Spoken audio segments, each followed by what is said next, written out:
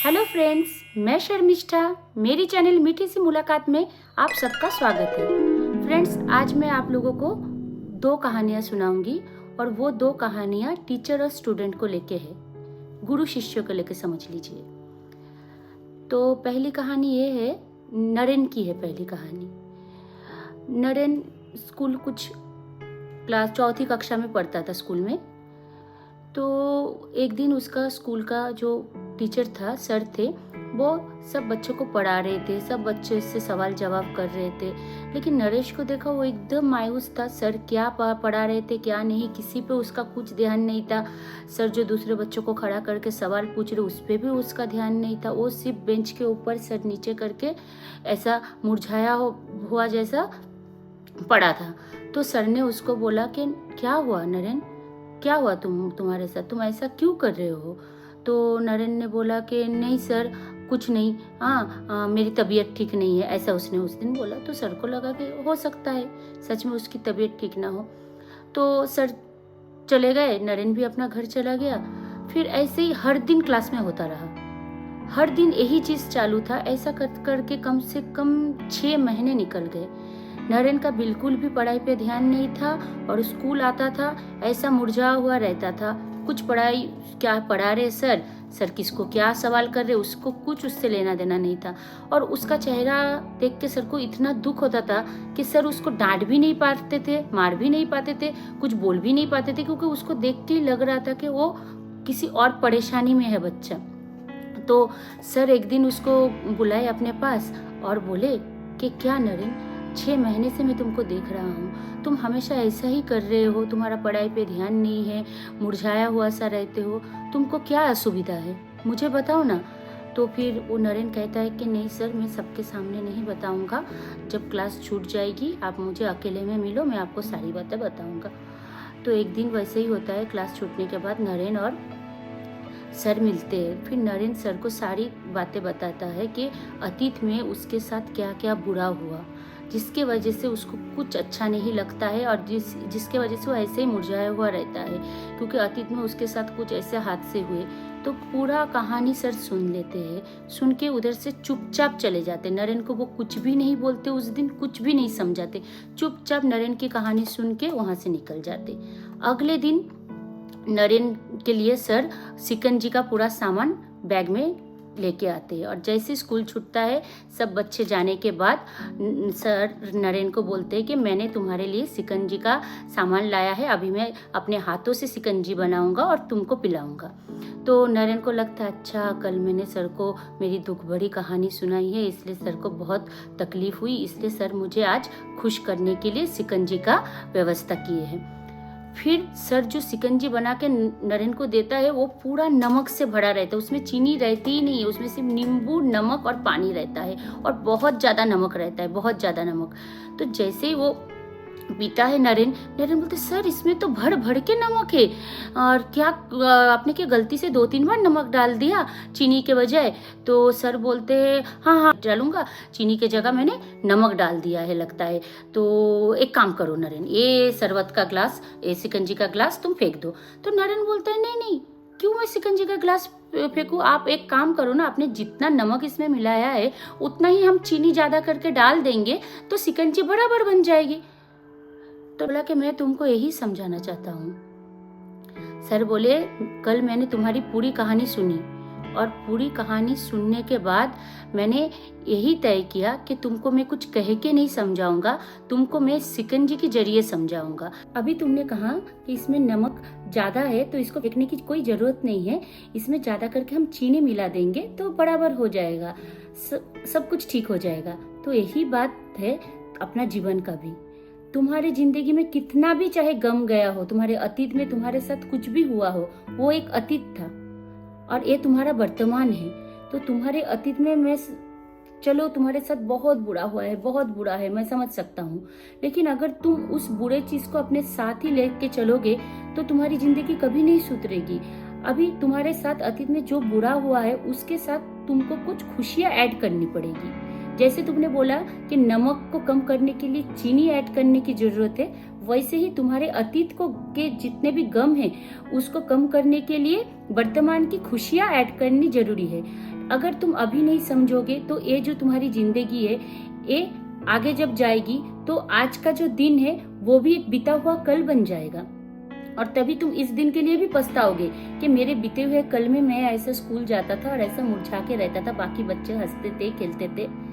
तो एक कहानी से हमको यही सीख मिलती है कि कभी भी हमारे साथ कुछ भी बुरा हो, थोड़े देर के लिए तो हम टूट जाएंगे, ये तो सही बात है, लेकिन बाद में हमको उससे निकल आना है, क्योंकि ये जो जिंदगी है ये जिंदगी हमको जीनी पड़ेगी। तो इसलिए जिंदगी का मतलब ये नहीं है कि जिंदगी में सिर्फ सुख ही मिले, सुख और दुख दोनों को मिला के ही जिंदगी है। अगर अतीत में हमारे साथ कुछ बुरा होता है तो हम उसी चीज को सोचते रहते और अपना वर्तमान खराब करते हैं। लेकिन हमको क्या चाहिए, अतीत के दुख के साथ वर्तमान की कुछ खुशियों को ऐड कर देना चाहिए, ताकि वो अतीत का दुख कुछ कम हो। तो इसी के साथ मेरी एक कहानी खत्म होती है। अभी मैं आप लोगों को दूसरी कहानी सुनाती हूँ राम की। राम नाम का एक लड़का था जो 4th कक्षा में पढ़ता था। उसकी जो क्लास टीचर थी उसका नाम था नेहा। तो नेहा टीचर को राम बिल्कुल पसंद नहीं था। नेहा टीचर सारे बच्चों से प्यार करती थी, लेकिन राम से प्यार नहीं करती थी, और हमेशा क्लास में आके बोलती आई लव यू ऑल। लेकिन नेहा टीचर को पता था कि नेहा टीचर झूठ बोल रही है, क्योंकि नेहा टीचर राम को बिल्कुल प्यार नहीं करती थी और राम से बहुत ज्यादा नफरत करती थी।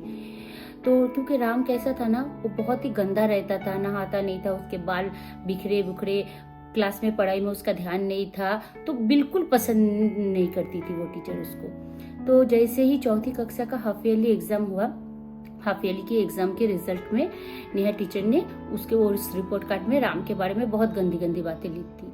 तो वो उस स्कूल का ऐसा नियम था कि रिपोर्ट कार्ड घर जाने से पहले, बच्चों को दिए जाने से पहले, वो पहले हेड सर चेक करते। तो जैसे हेड सर चेक किए तो देखा, अरे नेहा टीचर ने तो राम के बारे में कुछ ज्यादा ही गंदा गंदा लिख दिया, एक भी अच्छा बात नहीं लिखा, इतना गंदा गंदा कैसे लिख सकती है।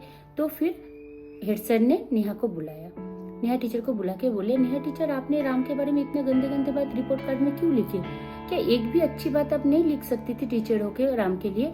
तो नेहा टीचर बोले, नहीं वो अच्छा लड़का नहीं है, वो पढ़ाई नहीं करता है, वो ऐसा है, गंदा रहता है, बहुत ही गंदा लड़का है, उसकी बदन से बदबू आती है, वो नहाता नहीं है, वो कपड़े भी गंदा पहनता है, हाँ ऐसा करके उसके बारे में बहुत कुछ गंदा गंदा नेहा टीचर बोलने लगी। तो हेड सर तो थक चुके। हेड सर बोले, बाप रे, ये नेहा टीचर को तो हमें समझा ही नहीं पा रहा हूँ। फिर उस हेड सर ने पियोन को बोला कि एक काम करो, राम का 1st स्टैंडर्ड से लेके 3rd स्टैंडर्ड का फाइनल रिजल्ट का जितने भी रिपोर्ट कार्ड है ना, तुम लेके आओ और नेहा टीचर के पास सबमिट करो।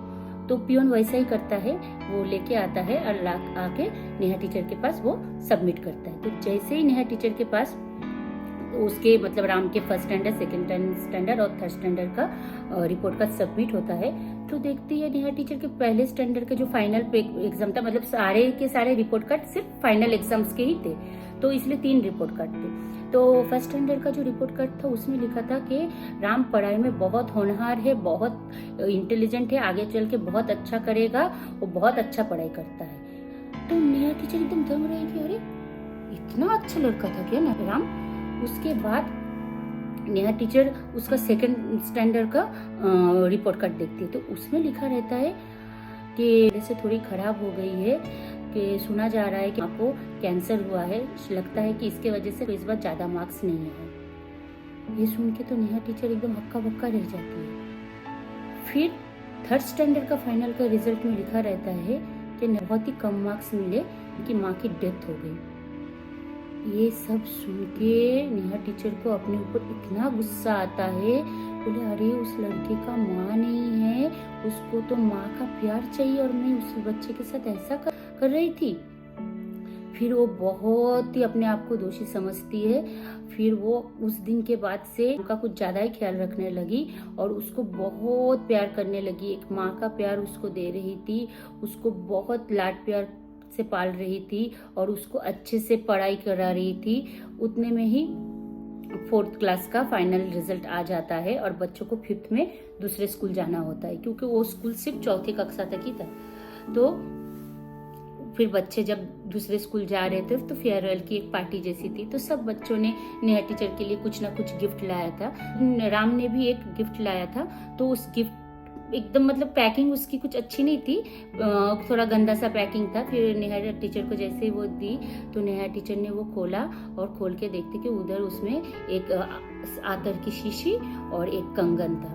तो राम कहता है कि ये जो कंगन है नेहा टीचर, ये मेरी माँ की कंगन है, आप प्लीज़ पहनिए, माँ तो नहीं है, आपने मुझे माँ के जैसा पूरा ख्याल रखा है इतने दिन तक, तो एक कंगन आप पहनिए। तो नेहा टीचर ने वो कंगन पहनी और वो इतर भी नेहा टीचर ने लगा ली। तो जैसे ही वो इतर लगाई तो राम नेहा टीचर को ऐसे पकड़ के बोलता है कि आपकी बदन से मेरी माँ की खुशबू आ रही है। उसके बाद राम तो पढ़ने के लिए दूसरे स्कूल चला जाता है, लेकिन हर साल रिजल्ट के बाद रिपोर्ट कार्ड भेजता है वो नेहा टीचर को, और वो तरक्की पे तरक्की किया जा रहा है। फिर नेहा टीचर का रिटायर का टाइम आ गया था, नेहा टीचर रिटायर हो चुकी थी। तो एक दिन नेहा टीचर के घर पे एक शादी का कार्ड आता है जिसमें लिखा रहता है कि डॉक्टर राम, और उसमें फ्लाइट की भी टिकट रहती है। तो नेहा टीचर जैसे फ्लाइट करके राम की शादी में पहुंचती है, उधर जाता है, देखती है कि सब लोग नेहा टीचर का ही इंतजार कर रहे थे। और जैसे नेहा टीचर घुसती है तो राम कहता है कि देखो ये मेरी माँ है। तो फ्रेंड्स, क्या सीखने को मिला हमको इस कहानी से? जो गुरु शिष्य का जो रिश्ता होता है ना, वो दुनिया का अनोखा रिश्ता होता है। इसीलिए शायद कहा जाता है कि शिक्षक का जो स्थान है ना, वो माता पिता के ऊपर है। गुरु को ब्रह्मा विष्णु कहा जाता है। इसीलिए तो टीचर और स्टूडेंट का संपर्क, जो समझे वो समझे, ये ऐसा संपर्क है कि हम सब लोग जानते हैं कि हम भी कभी स्कूल में पढ़ा करते थे। अभी भी इतने साल बाद भी अगर हमारे स्कूल के शिक्षक हमको मिल जाते तो हमारे दिल में एक अलग इज्जत, एक अलग अनुभूति उनके लिए होती है, और उनको भी हमको देख के, हमको जीवन में कामयाब देख के एक अलग खुशी होती है। तो इस कहानी का महत्व यही है कि कोई भी बच्चा खराब नहीं होता है, उसको बनाना पड़ता है। उसको अगर हम सही तरीके से अच्छे से पाल पोस के, अच्छे से शिक्षण दे के उसको अगर अच्छा बनाए तो अच्छा बन सकता है। हम हमेशा ना किसी को जज कर देते हैं, यही हम इंसानों की बुराई है। हम हमेशा किसी न किसी को जज करते रहते हैं, लेकिन किसी को जज करने से अच्छा है कि उसमें अगर तुमको कुछ खराबी दिख रही है ना, तो वो खराबी कैसे सुधारी जाए, कैसे उसका अच्छा किया जाए, वो सोचो और उसका अच्छा करो। क्योंकि हर इंसान चाहे तो दूसरे इंसान का अच्छा कर सकता है। तो इसी के साथ मेरी ये कहानी इधर समाप्त होती है। मिलते हैं अगली कहानी में, मेरे अगले वीडियो पे। और फ्रेंड्स, अगर आपको मेरा ये कहानी अच्छी लगी तो मेरे चैनल को सब्सक्राइब कर लीजिए और लाइक, कमेंट और शेयर कर लीजिए। धन्यवाद।